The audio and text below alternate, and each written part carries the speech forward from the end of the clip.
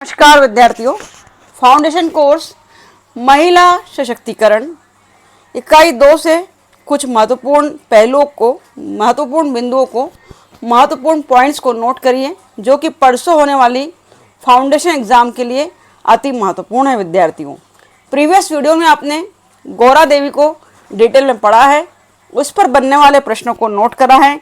आइए आज देखते हैं महिला सशक्तिकरण के अंतर्गत संवैधानिक प्रावधान एवं कानूनों को। इस पर जरूर प्रश्न बनेंगे 2-3।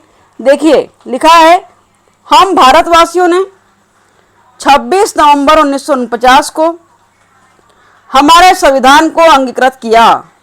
ऐसा संविधान जो अनेक देशों के संविधान के उचित प्रावधानों को अपने में समर्पित कर श्रेष्ठ संविधान बन गया।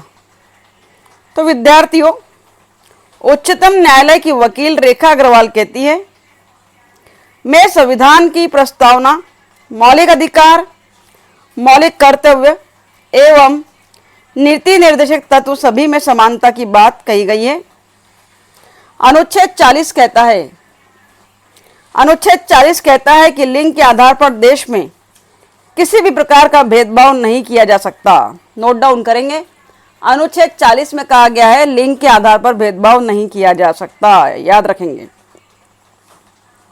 अनुच्छेद 153 भी कहता है कि लिंग, धर्म, जाति किसी भी आधार पर भारतीय नागरिकों में अंतर नहीं किया जाएगा। तो जब पूछा जाए कि लिंग, धर्म और जाति के आधार पर अंतर नहीं किया जाता है, तो अनुच्छेद 153 में केवल लिंग के आधार पर बात की जाए तो अनुच्छेद 40। 156 के अनुसार जो महिलाओं के कल्याण के लिए यदि सकारात्मक तरीके से कोई भेदभाव करना पड़े तो यह भी वेद है। तो संविधान ने हमें विविध प्रकार के विधिक अधिकार और अधिकार प्रदान किए हैं। विद्यार्थियों, इन अधिकारों में हम बात करते हैं क्या क्या है। देखिए, अनुच्छेद 14 लिखा है, देख सकते हैं महत्वपूर्ण अनुच्छेद को नोट डाउन कर लीजिए, आपके सामने प्रस्तुत कर रही हूं अनुच्छेद की एक लिस्ट। अनुच्छेद 14, कानून के समय समानता, लिंग भेद नहीं।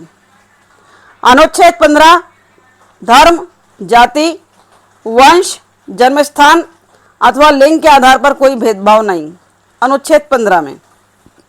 अनुच्छेद 16, लोक नियोजन से संबंधित अवसरों की समानता। अनुच्छेद 23, मानव के प्रति दुर्व्यवहार और बलात्श्रम का निषेध।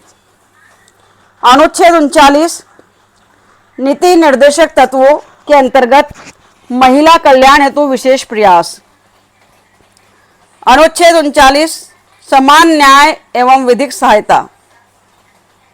अनुच्छेद 42, काम की न्यायसंगत एवं मानवोचित दशाएं उपलब्ध कराना तथा प्रसूति सहायता। अनुच्छेद 325, धर्म, मूल, वंश, जाति एवं लिंग हेतु समान निर्वाचन व्यवस्था। अनुच्छेद 51A, व्यक्तिगत प्रतिष्ठा एवं गरिमा बनाए रखने हेतु अपमानजनक प्रथाओं का उन्मूलन। अनुच्छेद 243D, पंचायत चुनावों में आरक्षित स्थान। चलिए और भी अनुच्छेद को हम देखते हैं डिटेल में।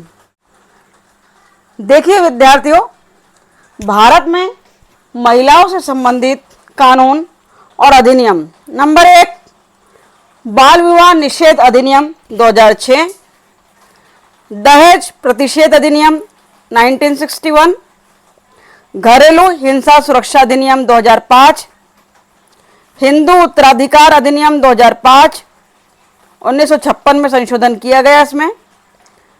नंबर 5, कार्यस्थल पर यौन उत्पीड़न रोकथाम निषेध निवारण अधिनियम 2013 है। स्ट्रीट पर उत्पीड़न निवारण अधिनियम नहीं दिया गया है कुछ। प्रसूति लाभ अधिनियम 2017। 8 नंबर देखिए, न्यूनतम मजदूरी अधिनियम 1948 है। हिंदू विवाह अधिनियम 1955 है। खान अधिनियम 1952 है। विद्यार्थियों, कारखाना अधिनियम 1948, अनैतिक देह व्यापार रोकथाम अधिनियम 1956, मातृत्व लाभ अधिनियम 1961, गर्भावस्था अधिनियम 1971, समान पारिश्रमिक अधिनियम 1987, सती रोकथाम अधिनियम 1987, महिलाओं का अश्लील प्रतिनिधित्व प्रतिषेध अधिनियम 1986, राष्ट्रीय महिला आयोग अधिनियम 1990, विशेष विवाह अधिनियम 1954 और भारतीय तलाक अधिनियम 1896। तो प्रिय विद्यार्थियों, आज हमने वुमेन एम्पावरमेंट महिला सशक्तिकरण जो कि BA, BSc, BCom, BBA, BCA द्वितीय वर्ष के सभी विद्यार्थियों के लिए था, जिसका प्रश्न पत्र परसों है, उसके कुछ महत्वपूर्ण बिंदुओं को देखा है जो परीक्षा उपयोगी है।